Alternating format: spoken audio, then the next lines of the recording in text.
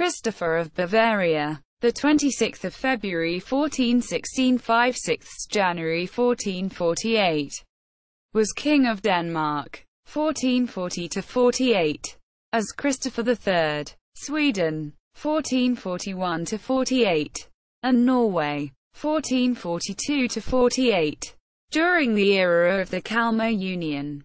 Biography. Coming to power, he was the son of John, Count Palatinate-Neumarkt, 1383 to 1443, and Catherine of Pomerania, c. 1390 to 1426.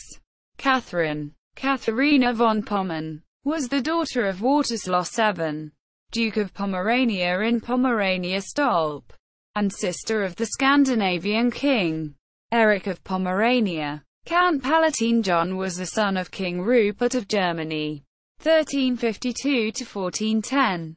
Christopher was probably born at Neumarkt in der Obitpfalz in Upper Palatinate, in Bavaria, Germany. In 1445, Christopher married Dorothea of Brandenburg, 1430 to 25 November 1495, in Copenhagen. Eric of Pomerania was deposed as King of Denmark and Sweden in 1439.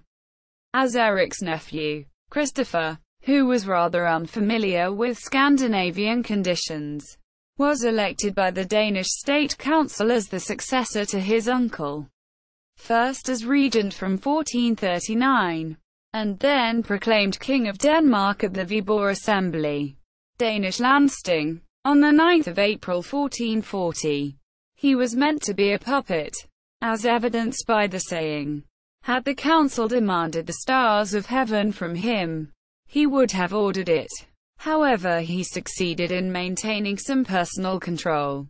As a whole, his rule, according to the politics of the nobility and his succession, might be called the start of the long period of balance between royal power and nobility which lasted until 1660. He was later elected King of Sweden in 1441, and Norway in June 1442.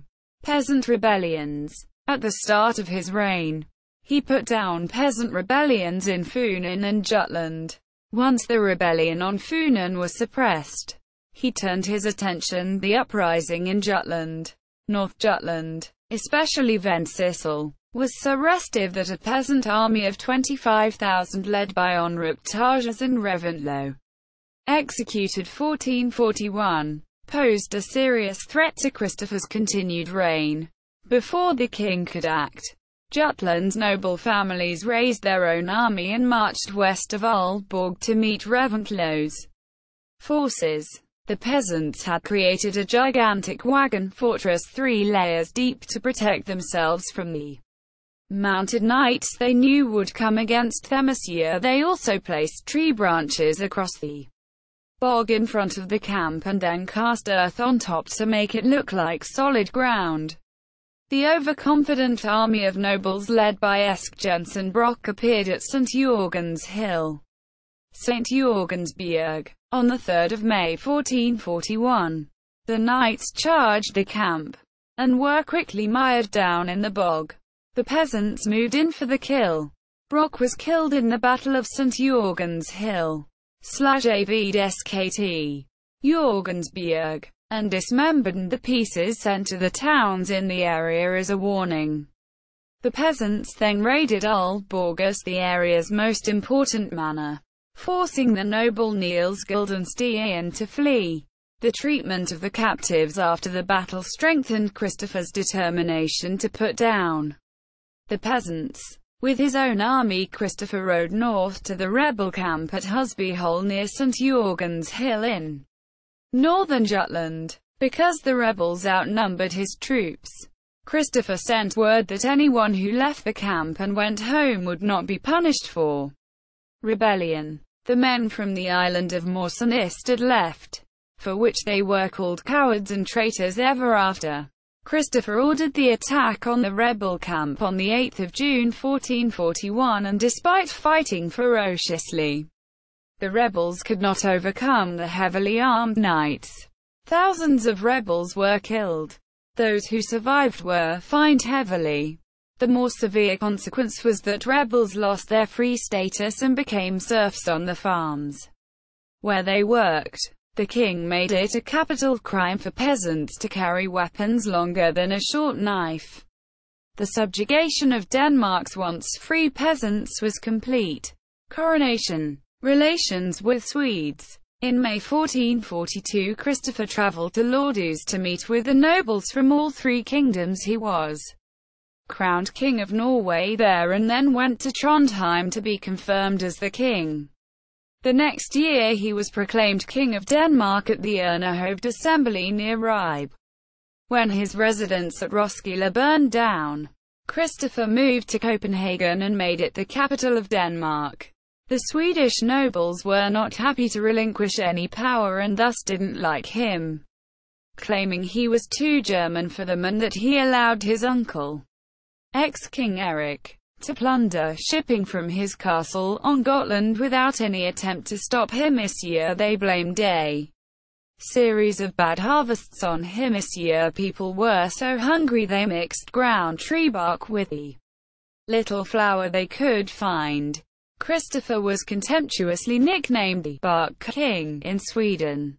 On the other hand, he tried to support the cities and their merchants as far as the limits of nobility and Hanseatic cities allowed. During his reign, Copenhagen was made permanently the capital of Denmark.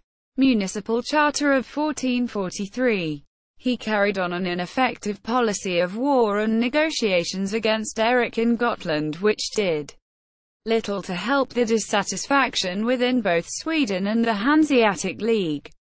The Kalmar Union Treaty was changed so that the aristocracy had most of the policy-making powers, and the king lost many of the powers monarchs had acquired since Viking times.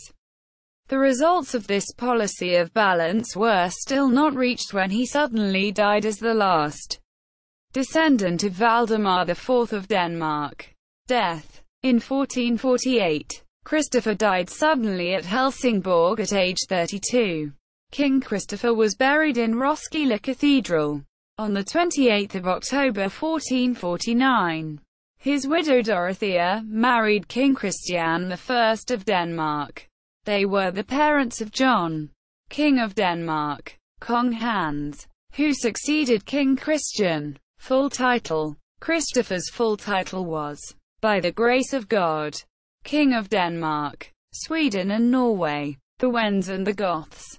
Count Palatine of the Rhine, Duke of Bavaria. Ancestry. Other sources. Dansk Biografisk Lexikon. Volume 7. Copenhagen 1980. Politikens Danmarks History. Volume 4 by Erik Kjærsgaard. Copenhagen 1962. Politikens Bog om Dansk Monarker by Benito Scacosa.